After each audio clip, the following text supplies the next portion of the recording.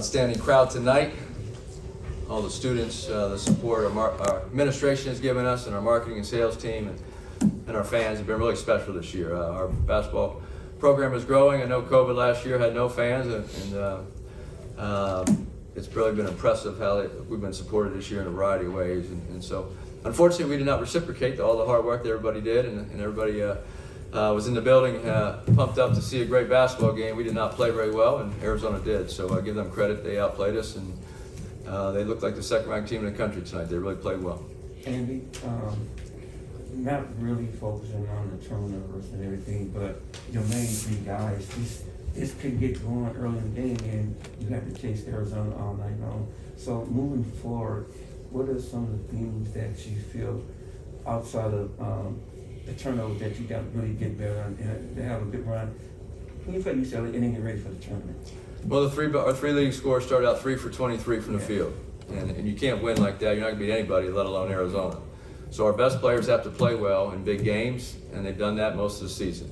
So they all had off nights, and we give our guys a lot of freedom. We call certain actions, certain sets, but sometimes you just have to play basketball, especially Arizona. They trap, they switch, and you have to be a basketball player at that point. And tonight, we weren't very good basketball players, especially in the offensive end. I thought our offense hurt our defense early in the game because we were missing some shots. We weren't finishing, missing open threes. We had a couple live ball turnovers, and then they got out in transition, and that transition stretch really hurt us. It put the game, then we came back and cut into the lead, and then the 3 straight transition baskets. So it was frustrating. I know our players are frustrated because they didn't have their best games. But to beat a team like Arizona, you have to play better than that offensively and defensively. Arizona was really good offensively in the first half, and we made some defense mistakes, but they executed, and they had a pace to their game, and they were very focused, and they really played well. Coach, Arizona went up about 20 in the first half, like around the 2-minute mark. So what defensive adjustments were you trying to take guys in order to cut down the bleeding? Well, we played them to a very close game 3 weeks ago in Tucson, and we were up 6 with 6.5 left. We played outstanding defense with a physical game, and they ended up beating us in the last.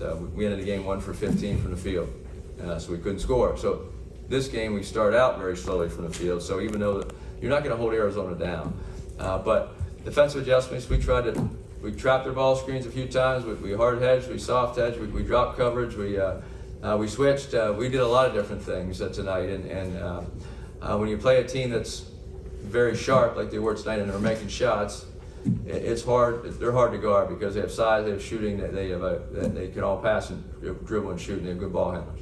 What were they able to do in particular to get that transition game moving? Well, I think we had a couple live ball turnovers, and we didn't get back on defense. And Terry got those 2 runouts.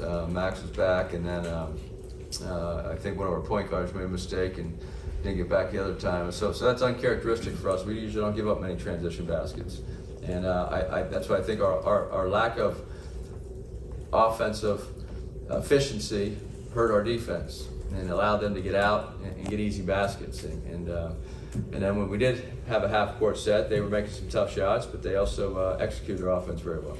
Is part of the lack of offensive efficiency due to hesitancy wanting to shoot the ball? No, I think our guys all want to shoot the ball, but I think there are times where we need to be. You're right. I thought we turned down some good shots in the first half to drive in and make tough decisions. And when they have a 7-1 kid in Coloco in the middle and they're so big and long, that's not very smart. So I think we did turn down some threes and some perimeter shots and drove the ball into traffic. But our guys didn't play with the pace necessary in the first half. A little over dribbling, some bad turnovers, and it showed. We had a low assist total and just didn't have it. Andy, your first 4 losses came by 28 combined points this year. Do you worry at all about lingering effects from having your first lopsided loss come so late in the season? Well, this is the first time Oregon at home with no fans that they beat us. Up until this point, Oregon was the only team that really beat us. Now the other games were right down to the last 30 seconds that we lost, or last minute. And Arizona beat us. They beat us tonight. The game down in Tucson was a great college basketball game, and one possession game with a minute left, and we had the lead late in the game. So that was a really good game. Arizona just beat us tonight, and they played much better than us. This may be a good thing to wake us up a little bit. Who knows? If you're going to lose a game like this, you need to make it a good thing. You have to find some positive out of playing like we did and having them win by 20 points. You know, we need to bounce back on Saturday and play with more toughness, more mental toughness, more physical toughness, and more efficiency. Andy, Are there any positives that you can pull from this game? Not too many, but I guess the fans were great. DJ was outstanding. Look, we're 25-5. Our players have done an amazing job this year to put themselves in position. We're 25-5, and whether you lose by 1 or you lose by 20, it's still a loss. We just won 6 in a row. We had 2 huge road wins, close games, and the disappointing thing is, when you have a great crowd like that, you don't want to lose by 20.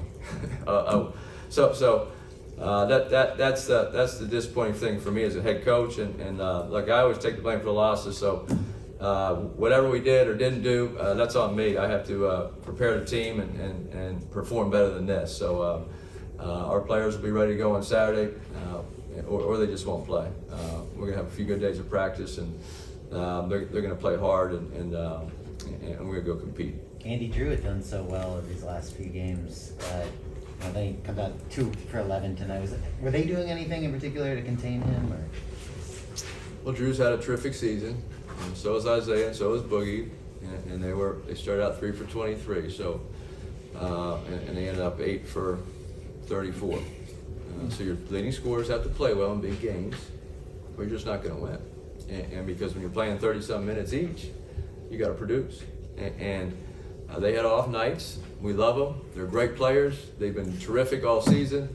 Everybody has off games, but when all 3 of them have the off game at the same time, it really hurts us. And so they've all had outstanding. They were 25-5, and we wouldn't be here without all those guys. So when you say what did they do? No, I mean that a lot of that's on us. Andy, I know some of your players had mentioned earlier in the season about how they kind of, they wanted more respect. They thought, given everything you guys have accomplished this year, just how disappointed are you for them that, they were kind of given this stage that they Well, Saturday night at Oregon was on ESPN. We won, and that's hard to win in Oregon. We're on ESPN too at Oregon State Thursday, and beat UCLA here on ESPN 2 weeks ago. So we're 25-5. So we won the Elite 8 last year. So I don't know.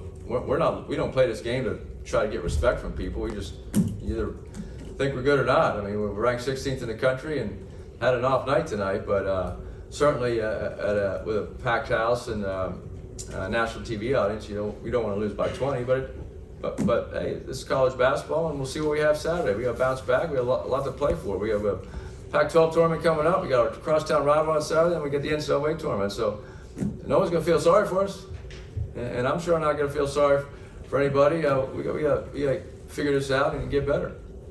Coach, you mentioned the crowd a few times. What do you think about just the overall atmosphere tonight, and then also just how far this program has come in your 7-8 years here to have a crowd like that tonight?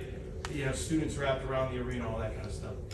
As I said, our administration has made a point with Mike, his initiative and leadership, and our sales and marketing team, and Paul Perry and Brandon. Paul is our basketball guy, and he does a terrific job. So I think everybody just works together. They work to get the students more excited. Obviously, our team's been good for quite a few years, so they can come watch a good basketball team, and it's a fun environment. The DJ's great, and I think the people at the Galen Center do an amazing job. So to get that type of crowd and that energy, it takes a lot of work from a lot of people, and we're very appreciative.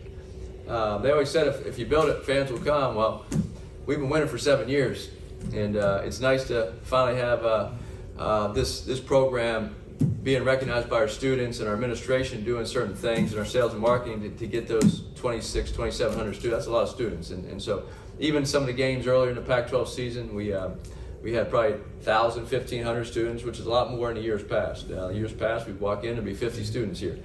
And it'd be a very sterile, quiet environment. And so I think if we can keep the trajectory of this program going, we have the 6th ranked recruiting class in the country coming in here next year. I know this is our last home game, but we got a lot of good players coming and a lot of good players coming back. So I think the trajectory of this program will continue to keep going. And going to the Elite Eight last year, for the second time in 67 years at USC, I think people are starting to realize that, hey, this is fun to go to 2 hours to the Galen Center.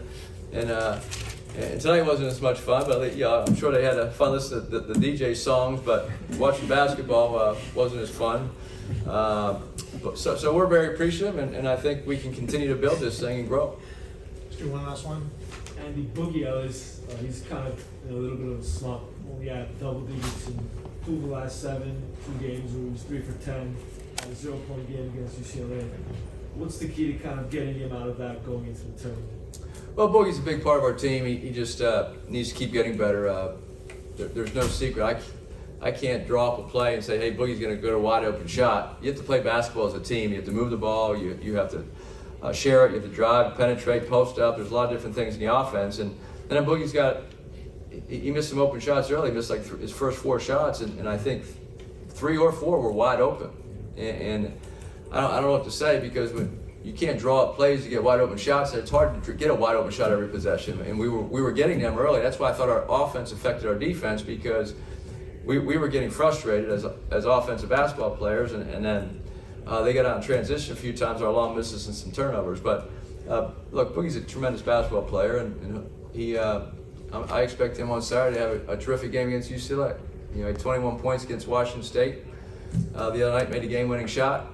So if you look at our season, everybody stepped up at different times, and he certainly has.